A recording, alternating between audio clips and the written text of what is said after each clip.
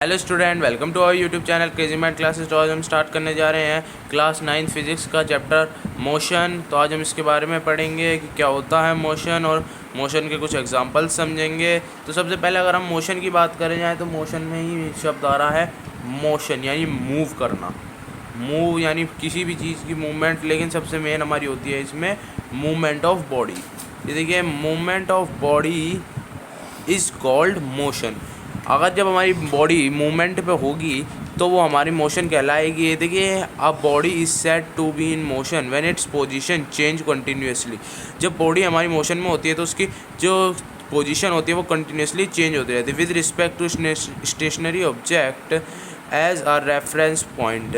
Stationery point से reference point तक हमारी बॉडी मूव करती रहती है, कंटिन्यूसली मोशन में रहती है, तो उसे हम मोशन कहते हैं। सो आई होप कि मोशन आपको समझ में आ रहा होगा। तो आइए अब हम इसको एग्जांपल्स की मदद से समझते हैं। तो ये हमारे एग्जांपल्स हैं। The position of car change continuously. जो कार की पोजीशन है वो चेंज हो रही है continuously with respect to stationary object like houses and trees. जो हमारे स्टेशनरी ऑब्जेक्ट होते हैं ना, वो उनकी पोजीशन चेंज नहीं हो सकती। स्टेशनरी ऑब्जेक्ट कौन से होते हैं? हमारे हाउस और ट्री। क्या आप हाउस को चेंज कर सकते हैं? जहाँ आप रहते हो क्या आप उसे उठा के कहीं और रख सकते हो? नहीं रख सकते। ट्री है, क्या ट्री को आप उठा के कहीं और रख सकते हो? नहीं रख सकते ना। तो वो होता है हमारा मोशन। और स्टेशनरी ऑब्जेक्ट भी आपको समझ आ गए होंगे। हाउस और ट्री हमारे स्टेशनरी ऑब्जेक्ट होते हैं, और जो कार, बॉडी, मशीन, ये हमारे जो है ये हमारे मोशन के में होते हैं, और ये हमारे कंटिन्यूसली चेंज भी हो सकते हैं। तो आपको ये एग्जांपल बहुत अच्छे से समझ आया होगा। Car is moving motion, house and trees stationary object. देखिए, मैंने आपके लिए स्पेशली ये लिख भी रखा, और देखिए मैं नोट्स साथ के साथ आपके डिस्कस कर रहा हूँ मैं। तो आई होप कि आपको नोट्स भी अच्छे से क्लियर होंगे। आप पेन और पेपर लेके बैठें, आप इन नोट्स को साथ के साथ नोट करते रहिए। वीडियो को पॉज करके नोट कीजिए, या हमारे टेलीग्राम चैनल पर आपको नोट्स ज़रूर से ज़रूर मिल जाएंगे, वहाँ से नोट्स कीजिए आप। आइए अब हम इसके आगे पढ़ते हैं डिस्टेंस एंड डिस्प्लेसमेंट के बारे में। सो स्टूडेंट, डिस्टेंस के बारे में पढ़ते हैं। The distance travelled by a body in actual length of part covered by motion by irrespective of direction in which the body travels. जो हमारा डिस्टेंस होता है वो ट्रैवल करता है एक्चुअल लेंथ पर पार्ट कवर्ड बाय मूविंग। जो हमारा जो पार्ट है वो कवर होता है उससे डायरेक्शन से by the which the body travel. जब हमारी बॉडी ट्रैवल करती है, जो डिस्टेंस होता है वो हमारा स्केलर क्वांटिटी होता है। अभी हम स्केलर और वेक्टर क्वांटिटी के बारे में भी आगे पढ़ेंगे। Distance can not be travelled by zero. जो हमारा डिस्टेंस होता है वो ज़ीरो पर ट्रैवल नहीं करता है।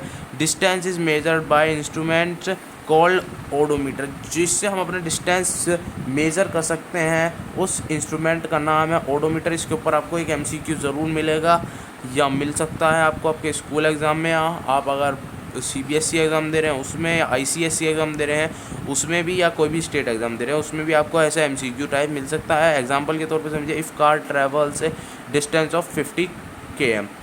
कार ट्रैवल कर रही है एक डिस्टेंस पे जिसको वो 50 किलोमीटर पे, then the expression 50 kilometre distance travel, जिसका एक्सप्रेशन है वो भी 50 किलोमीटर डिस्टेंस पर ही ट्रैवल कर रहा है।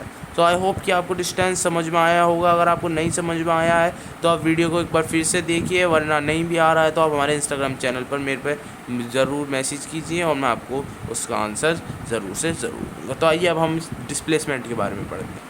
ये हमारे डिस्प्लेसमेंट है when a body moves from one position to another. Displacement हमारी वो होती है जिसमें हमारी बॉडी एक पोजीशन से अनदर पोजीशन पर ट्रैवल कर सकती है। Displacement is vector quantity. Displacement हमारी वेक्टर क्वांटिटी है। Displacement of moving body can be zero. जो डिस्प्लेसमेंट होती है मूविंग बॉडी की वो होती है हमारी ज़ीरो। वो ट्रैवल कर सकती है ज़ीरो पर। डिस्टेंस क्या था हमारा, उस पर बॉडी ज़ीरो पर ट्रैवल नहीं कर सकती थी, लेकिन डिस्प्लेसमेंट पे हमारी बॉडी ज़ीरो पर ट्रैवल कर सकती है। तो स्टूडेंट, आई होप कि आपको डिस्प्लेसमेंट बहुत अच्छे से क्लियर हुआ होगा। और डिस्टेंस भी, अब हम स्केलर और वेक्टर क्वांटिटी के बारे में पढ़ते हैं।